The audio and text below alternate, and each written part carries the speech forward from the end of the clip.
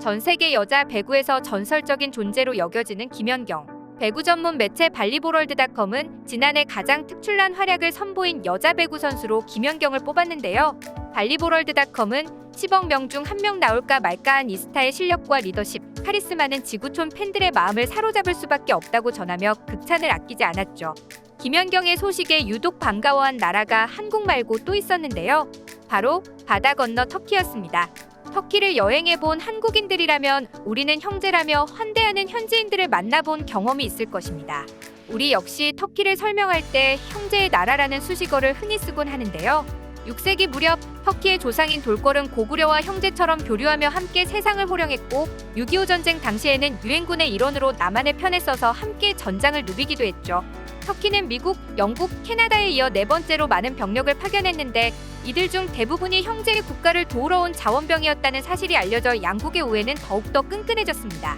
터키와 한국의 관계는 김연경 선수가 터키 리그에서 수차례 우승을 이끌면서 더욱 돈독해졌는데요. 2011년 터키에 진출한 김연경은 터키 슈퍼컵 우승을 차지하고 국제배구연맹 클럽 월드챔피언십과 CV 챔피언스리그 등 국제대회의 트로피를 휩쓸며 대기록을 쓰며 전 세계에서 가장 높은 연봉을 받는 배구 선수가 되기도 했죠. 이렇게 김연경과 배구에 함께 열광하며 한국과 터키는 좀 더 가까워질 수 있었는데요. 최근 터키가 형제의 나라 한국에 열광하며 터키인 수만 명이 태극기 앞으로 몰려드는 사건이 발생해 화제가 되고 있습니다. 한국이 터키에서 이뤄낸 기적 같은 성과에 터키인들이 감탄을 터뜨리고 있는 건데요. 이는 바로 며칠 전인 3월 18일 개통된 차나칼레 대교 때문이었습니다. 한국이 일본 정부와 유명 건설사의 로비 작전에도 불구하고 당당히 수주에 성공해 세계에서 가장 긴 다리 차나칼레 대교를 무사히 완공시키면서 전 세계를 놀라게 한 것인데요.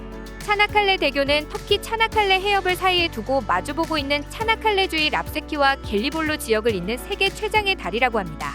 이 차나칼레 대교를 바라보던 한 터키인은 우리의 수건을 이뤄준 한국 기업의 기술력과 희생에 감사를 표한다라며 감동적인 마음을 드러냈는데요.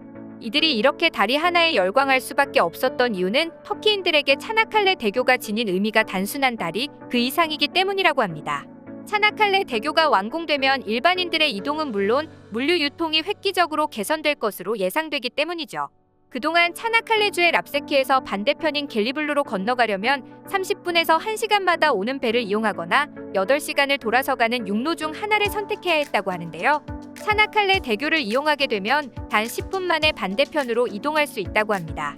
이처럼 다리 하나만 지으면 모든 불편이 해소되는 것은 물론이고 경제성장까지 도모할 수 있을 텐데 터키 정부는 지금까지 왜 두 대륙을 잇는 다리를 지을 생각을 하지 않은 걸까요? 그 원인은 경제적인 이유와 함께 쉽사리 다리를 건설하기 어려운 차나칼레 해협의 지형적 구조에 있었습니다. 사실 터키의 건설업은 GDP의 4.6%로 터키의 주력 산업 중 하나로 손꼽힙니다.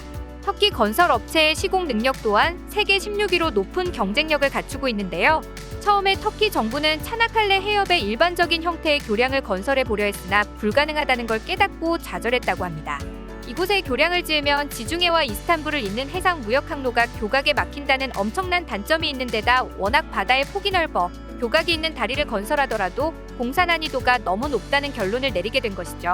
결국 이곳에는 교각이 없는 현수교를 만들어야 했으나 터키의 시공 능력과 경제력으로는 역부족이었습니다. 현수교는 주탑과 주탑을 케이블로 연결하고 케이블에서 수직으로 늘어뜨린 강선에 상판을 매다는 방식으로 짓는 교량인데요. 현존하는 교량 중 가장 긴 경관장을 확보할 수 있지만 시공 및 설계 기술 난도가 너무 높아 유명 시공사들조차 꺼리는 기법이라고 합니다. 결국 터키는 국책 사업으로 차나칼레 대교 프로젝트를 발주할 결심을 하게 됩니다. 당시 터키에서 여러 프로젝트를 담당하고 있던 일본 유명 건설사를 비롯해 세계 유수의 기업에 제안 요청서를 보내게 되었는데요. 세계 최장 현수교라는 타이틀과 총 사업비 약 3조 5천억 원 규모의 엄청난 프로젝트에 수많은 건설사가 도전장을 내밀었죠.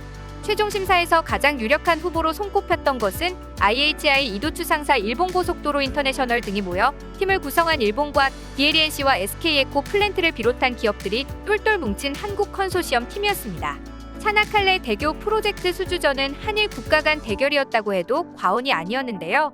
당시 암흑 속에 빠져있던 경제를 살리고자 해외 건설 프로젝트를 수주하는 데 혈안이 되어있던 일본 정부는 그야말로 필사적으로 매달렸습니다. 아베 신조 전 총리는 에르도안 터키 대통령과 정상회담을 하는 동안 차나칼레 대교 프로젝트에 대해 별도로 언급했으며 입찰 마감 일주일 전에 장관급 인사를 터키로 파견해 터키 정부를 설득하는 작업까지 했었죠. 일본 정부의 전례 없는 국가적 차원의 지원에도 불구하고 결국 이 프로젝트를 수주한 것은 한국팀이었는데요.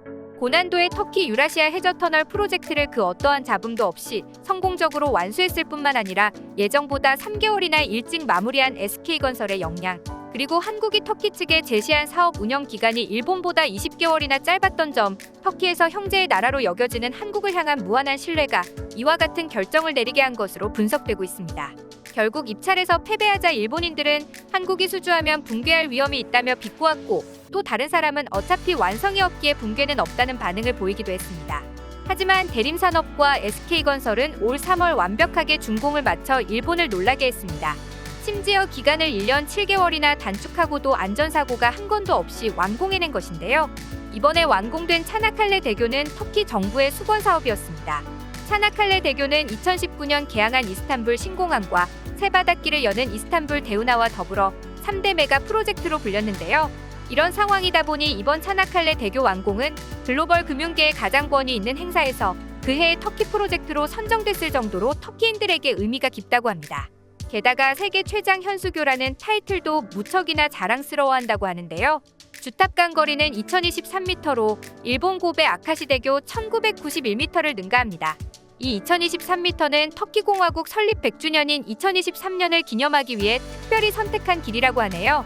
덕분에 일본이 보유하고 있던 세계 최장 현수교 타이틀은 24년 만에 터키에 넘겨줄 수밖에 없게 되었습니다. 게다가 주탑 역시도 세계 최고 높이라고 하는데요. 334m의 철골 주탑은 320m의 프랑스의 에펠타워, 333m의 일본의 도쿄타워를 뛰어넘은 신기록이라고 합니다. 이렇게 대규모의 교량을 건설하다 보니 어마어마한 인력과 자재가 들어갔는데요. 무려 1만 7천 명의 인력이 동원됐고 아파트에 2247세대를 지을 수 있는 콘크리트가 사용됐습니다. 케이블을 구성하는 강산의 길이는 16만 2,000km로 지구를 4바퀴 정도 돌 수 있는 거리입니다.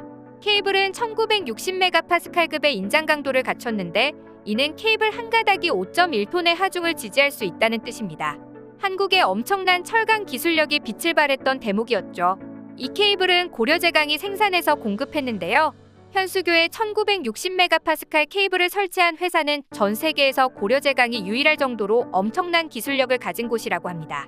한국의 기술력이 차나칼레 대교를 통해 전 세계에 더 널리 알려지면서 해외 수주 증가가 기대된다고 하네요. 이렇게 어려운 공사를 문제없이 진행하는 것만으로도 대단한데 한국 기업은 한 가지 더 놀라운 기록을 세웠습니다. 터키 정부는 애초에 2023년 10월까지 작업을 마쳐달라고 요구했다고 하는데요.